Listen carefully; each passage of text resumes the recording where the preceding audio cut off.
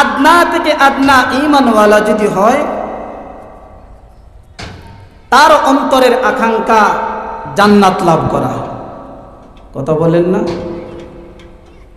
আদনা থেকে আদনা, যাররা থেকে যাররা পরিমাণ ঈমান যদি অন্তরের ভিতরে যাদের আছে, তার আকাঙ্ক্ষা, তার আশা পরপারে আল্লাহর তৈরি জান্নাতে প্রবেশ করা।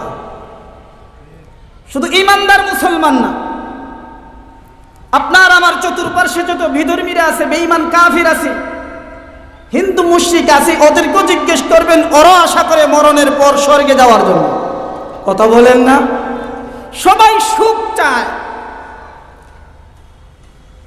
আল্লাহ রাব্বুল আলামিন আপনার আমার অন্তরের ভিতরে যেমন আশার আকাঙ্ক্ষা জান্নাত লাভ করা, ও ইমানদার মুসলমান, আল্লাহ রাব্বুল আলামিন আপনার আমার জন্য কিন্তু জান্নাত প্রস্তুত করে রেখেই দিয়েছে, জাহান্নামও প্রস্তুত করে রেখে দিয়েছে।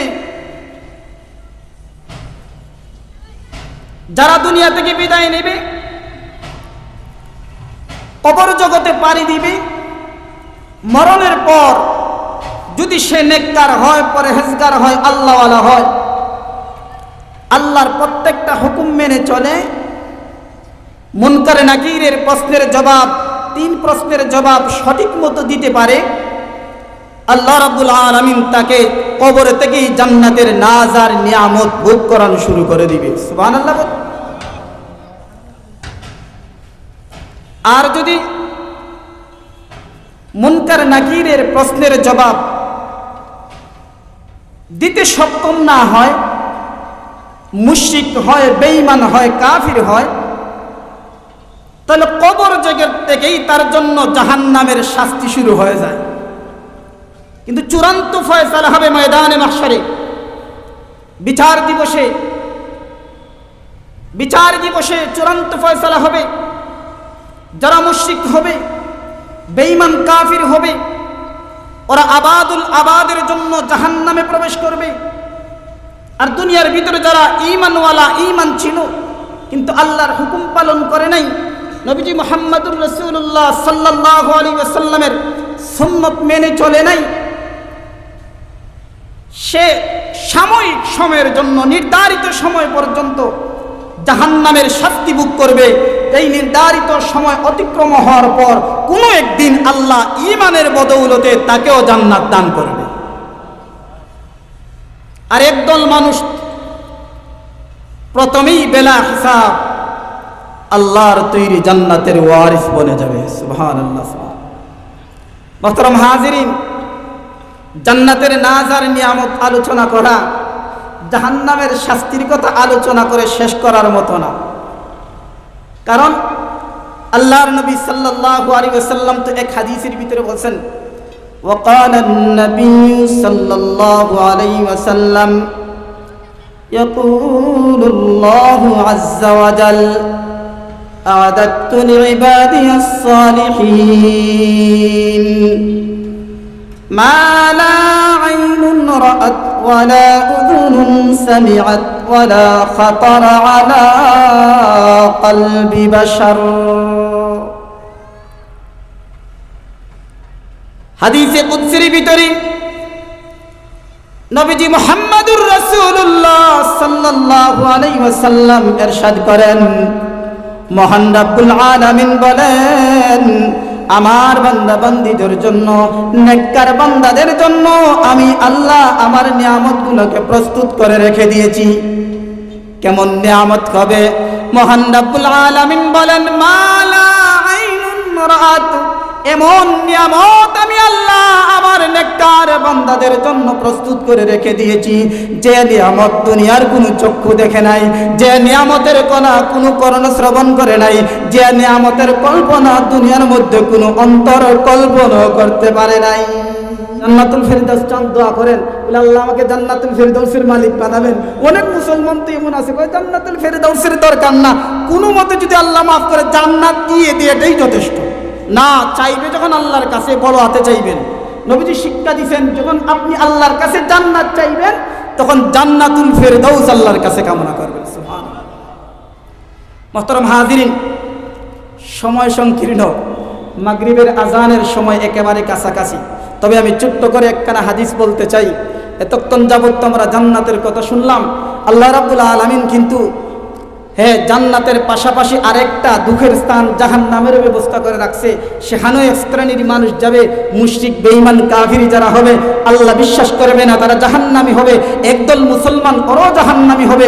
নবীজি মুহাম্মদুর রাসূলুল্লাহ সাল্লাল্লাহু আলাইহি ওয়াসাল্লাম তো বলেন, কিয়ামতের দিন আমি আমার গুনাহগার উম্মতদেরকে সুপারিশ করব। সুবহানাল্লাহ।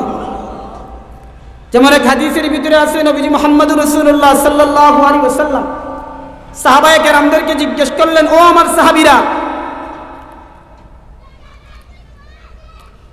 সাহাবীরা, আতাদরুনা মা খায়্যারানি বি লাইলাতান, আজকে রাতে আল্লাহ আমাকে কি খিয়ার দিবেন, স্বাধীনতা দিবেন, তোমরা কি জানো? সাহাবায়ে কেরাম বললেন, আল্লাহু ওয়া রাসূলুহু আ'লাম, আল্লাহ এবং তার রাসূলই ভালো জানেন। নবীজি মুহাম্মদুর রাসূলুল্লাহ সাল্লাল্লাহু আলাইহি ওয়াসাল্লাম বলেন, মহান রব্বুল আলামিন আজ রাত আমাকে স্বাধীনতা দিয়েছিলেন, খিয়ার দিয়েছিলেন, আমার ইচ্ছা ব্যক্ত করার জন্য বলছেন, ও মুহাম্মদ, কিয়ামত পর্যন্ত আনেওয়ালা উম্মতদের মধ্য থেকে যদি তুমি তোমার অর্ধেক উম্মত বেলা হিসাব জান্নাতে যাবে, তুমি সন্তুষ্ট হও, রাজি থাকো, খুশি থাকো, তাহলে আমি আল্লাহ তোমার অর্ধেক উম্মতদেরকে জান্নাতি ঘোষণা করে দিব। মাশাআল্লাহ, আপনি আমি তো খুবই খুশি হইলাম, কিন্তু নবীজি খুশি হন নাই, আল্লাহর রাসূল খুশি হন নাই। নবীজি ভাবলেন, আমার কিয়ামত পর্যন্ত আনেওয়ালা উম্মতদের মধ্য থেকে অর্ধেক উম্মত যদি বেলা হিসাব জান্নাতি হয়, বাকি অর্ধেকের অবস্থাটা কি হবে? সুবহানাল্লাহ বলবেন না? দেখছেন, আল্লাহর রাসূল কিন্তু আপনারা আমার ফিকির করতেছেন, বলে অর্ধেক জান্নাতি নিয়ে যদি আমি খুশি হয়ে যাই, সন্তুষ্ট হয়ে যাই, তাহলে আমার বাকি অর্ধেক উম্মতের অবস্থাটা কি হবে? এজন্য আল্লাহর নবী সাল্লাল্লাহু আলাইহি ওয়াসাল্লামকে দ্বিতীয় অফার দেয়া হলো, স্বাধীনতা দেয়া হলো, মুহাম্মদ, অথবা তুমি যদি চাও তোমার উম্মতের জন্য তোমাকে সুপারিশের অনুমতি প্রদান করা হবে। ওই ইমানদার মুসলমান, আল্লাহর নবী সাল্লাল্লাহু আলাইহি ওয়াসাল্লাম অর্ধেক উম্মত জান্নাতি পেয়ে আল্লাহর রাসূল সন্তুষ্ট হয় নাই, এই স্বাধীনতাকে গ্রহণ করেন নাই। আমার নবী আল্লাহর কাছে অনুমতি চাইলেন, স্বাধীনতা ওই খিয়ারটি গ্রহণ করলেন। ওগো আল্লাহ, কিয়ামতের দিন আমার উম্মতের গুনাহগার উম্মতের ব্যাপারে সুপারিশের অনুমতি প্রদান করুন। আল্লাহ তার হাবিবকে সুপারিশের অনুমতি দিয়ে দিলেন। সুবহানাল্লাহ। এত বছর আল্লাহ রাসূলের এক সাহাবী কাছে ছিলেন, নবীজি মুহাম্মদুর রাসূলুল্লাহ সাল্লাল্লাহু আলাইহি ওয়াসাল্লামকে বললেন, ওগো আল্লাহর রাসূল, তাহলে আল্লাহর কাছে একটু দোয়া করেন, আপনি আল্লাহর কাছে দোয়া করেন, কিয়ামতের দিন যেন আল্লাহ আপনার সুপারিশ আমার জন্য কবুল করে। সুবহানাল্লাহ বলেন। আপনার সুপারিশের যোগ্য যেন আমি হই। আল্লাহর রাসূল বললেন, না, শুধু তুমি না, লিকুল্লি মুসলিমিন, প্রত্যেক মুসলমান আমার সুপারিশের হকদার। সুবহানাল্লাহ বলেন। সুবহানাল্লাহ। কিয়ামতের দিন আল্লাহর নবী সাল্লাল্লাহু আলাইহি ওয়াসাল্লাম আপনাকে আমাকে আপনার আমার জন্য সুপারিশ করবে। ও নবীজির সুপারিশ পেতে, শাফাআত পেতে হলে তো নবীর তরিকা মানতে হবে।